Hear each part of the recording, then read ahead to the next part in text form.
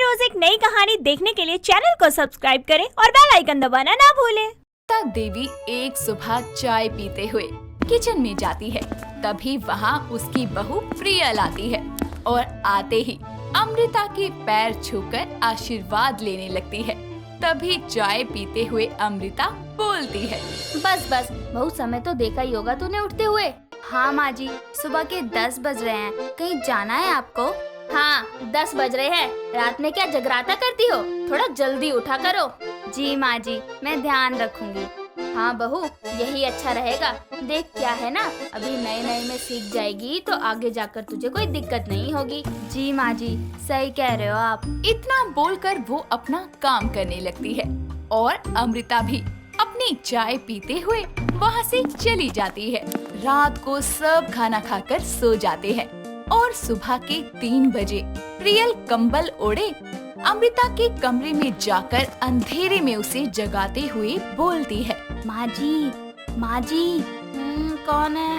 इतना कहकर वो अपनी नींद भरी आँखों से अंधेरे में प्रियल को देखकर डर जाती है और चिल्लाकर बोलती है, हाय राम, भूत भूत, राम राम राम राम राम राम। अरे माँ जी डरिए नहीं, मैं हूँ। बहू तू? अरे पागल है क्या? या दिमाग फिर गया है तेरा? यहाँ क्या कर रही है तू? माँ जी 3 बज रहे हैं और आपने कहा था कि सुबह बहू थोड़ा जल्दी उठा करो। अब क्या करना है? अरे मैंने बहू तू अपने ही टाइम पर उठना, हाँ? और इतनी जल्दी तो बिल्कुल भी मत उठना। जा जाकर पसर जा बेड पर। जिसके बाद प्रियल वहाँ से भोली सी शक्ल बनाकर चली जाती है। उसके जाते ही अमृता खुद से बोलती है, क्या है, रात के 3 बजे अंधेरे में सोते हुए इंसान को कौन ऐसे डराकर जगाता है? अब तो मुझे नींद आने से रही। हाय राम, ये कैसे सिरदर्दी ले आई मैं। बेचारी अमृता उसके बाद सो ही नहीं पाती। अमृता देवी अपने लिए एक बहुत ही संस्कारी और सुशील बहू लाई थी, ये सोचकर कि वो उसे एक अच्छी बहू होने का सारा सुख देगी और साथ ही उसे सारी चिंताओं से मुक्त कर देगी। पर प्रियल की हरकतें देखकर ऐसा तो बिल्कुल नहीं लगता था। एक दिन जब प्रियल किचन में काम कर रही होती है, तभी उसकी सास किचन में आकर कुछ ढूंढने के लिए शेल्फ को खोलती है और बोलती है, ये क्या, बहुत सारे मसाले के डिब्बे इधर उधर कर रखे हैं। काला नमक यहाँ सामने पड़ा रहता था, पता नहीं अब कौन से कोने में घुसा दिया। और ये चाय पत्ती सबसे साइड में रखी होती थी ताकि जल्दी से मिल जाए। सब सामान इधर उधर कर दिया। क्या फर्क पड़ता है माँ जी, डब्बे इधर उधर हो जाने पर काला नमक चाय पत्ती और चाय पत्ती काला नमक थोड़ी हो जाएगा। फिर भी बहू, चीजें अपनी जगह पर रहे तो ठीक लगता है। ज्यादा चीजों को इधर उधर ना किया कर, जो चीज जहाँ रहती है वहीं रखा कर। खामखाही इतनी मेहनत करा दी। जी माँ जी, समझ गई। जिसके बाद प्रियल उसे काले नमक का डब्बा ढूंढ कर देती है और शाम के समय उसका पति अनुज जल्दी घर आता है और जाकर किचन से प्लेट में खाना लेकर डाइनिंग टेबल पर खाने के लिए बैठता है। तभी वहाँ प्रियल आकर बोलती है, ये आप क्या कर रहे हैं? क्या कर रहा हूँ मतलब? खाना खा रहा हूँ और क्या कर रहा हूँ? अरे तो किचन में ही खा लेते ना, प्लेट की जगह किचन में ही होती है। ऐसे आप कहीं भी प्लेट लेकर खा नहीं सकते। माँ जी ने कहा एक भी चीज इधर से उधर नहीं होनी चाहिए। लाइए प्लेट दीजिए मुझे। ये सब वहीं खड़ी उसकी सास भी देख रही होती है। तभी अनुज उससे बोलता है, घर जल्दी आओ, तो ये सब देखने को मिलता है क्या? माँ, इसका दिमाग तो ठीक है ना? खाना खाते हुए इंसान की प्लेट उठा कर ले गई। अरे बेटा, मैं तो इसे समझाने के लिए कुछ भी कहती हूँ तो ये उस बात को गांठ बांध के अपनी हरकतें चालू कर देती है। इसकी हरकतों से तो मेरा सर दर्द होता रहता है बस। अरे माँ, सर दर्द को मारो गोली और मेरे लिए कुछ खाने को ला दो, वरना यहाँ पेट दर्द शुरू हो जाएगा। अमृता अनुज के लिए खाना लेने किचन की तरफ चली जाती है। ऐसे ही समय बीतता है और एक दिन अमृता प्रियल से बोलती है, सुन बहू, तेरी बुआ सास तुझे देखने आ रही है, शाम तक लौट जाएगी। और हाँ, अपने मायके की साड़ी मत पहनियो, बहुत हल्की सी है वो। मैंने जो साड़ियाँ दी है उनमें से सबसे भारी वाली साड़ी पहन लियो। माँ जी, अनारकली वाला सूट पहन लूं? वो भी अच्छा है, मैं उसमें सुंदर दिखती हूँ। तेरा मुजरा देखने नहीं आ रही, तुझे देखने आ रही है, तो साड़ी ही पहनियो, समझी? ठीक है माँ जी। इतना कहकर वो कमरे में तैयार होने चली जाती है। कुछ ही देर में प्रियल की बुआ सास घर आती है और अमृता उसकी खातिरदारी अच्छे से करती है। तभी बुआ सास बोलती है, का हो बहुरिया के दर्शन कब कराई हो छोटी? हाँ जीजी, अभी आती होगी। आजकल की बहुओं का तो तुम्हें पता ही है, सास श्रृंगार करने में ज्यादा समय लेती हैं।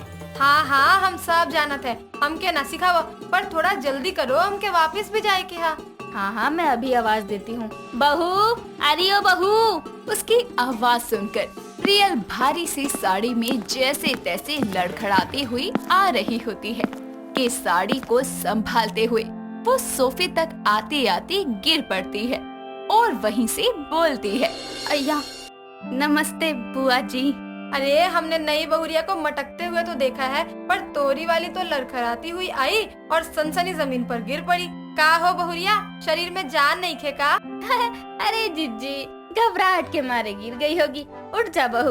इतना कहकर अमृता प्रियल को उठाकर सोफे पर बैठा देती है, जिसके बाद बुआ सास उससे बातें करके उसे आशीर्वाद देकर कुछ देर बाद वहाँ से चली जाती है।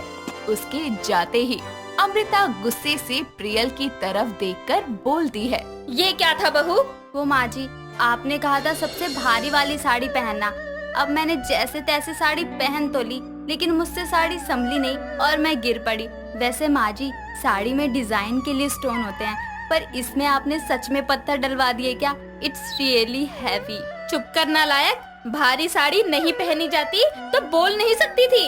अरे माँ जी, कहाँ जा रही हो? मुझे मेरे कमरे तक तो सुरक्षित छोड़ती जाओ। हाय राम, ये बहू तो मेरा सिर दर्द होती जा रही है। चल यहाँ से। इतना कहकर वो प्रियल को पकड़कर कमरे तक ले जाती है और ऐसे ही समय बीतता है और एक दिन अनुज अपना फोन होल में रखकर भूल जाता है और अमृता सोफे पर आराम कर रही होती है।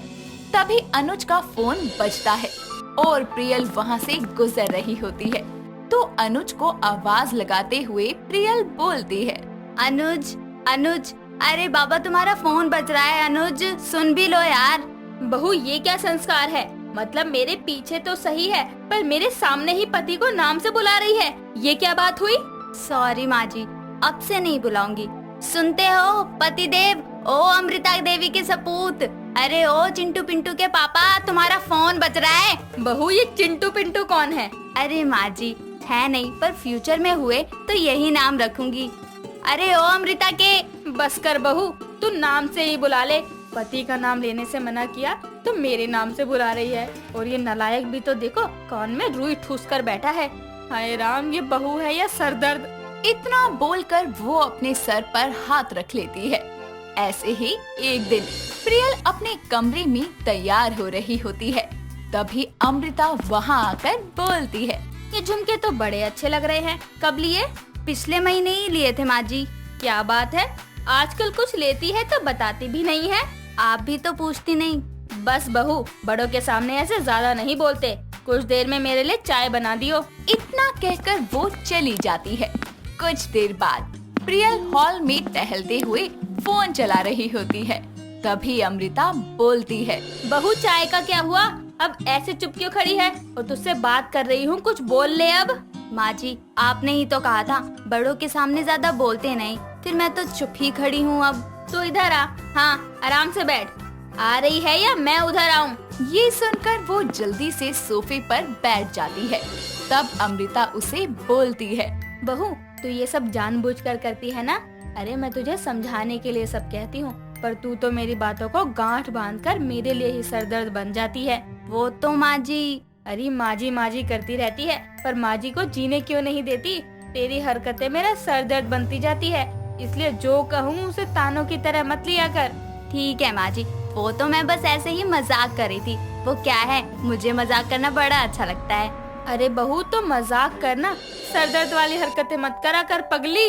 इतना कहकर दोनों सास बहू जोर जोर से हंसने लगती हैं और अमृता उसे गले से लगा लेती है। दोस्तों, अगर आपको ये कहानी पसंद आई तो इसे लाइक करें, शेयर करें और कमेंट करके बताएं कि कहानी में आपको सबसे अच्छा क्या लगा।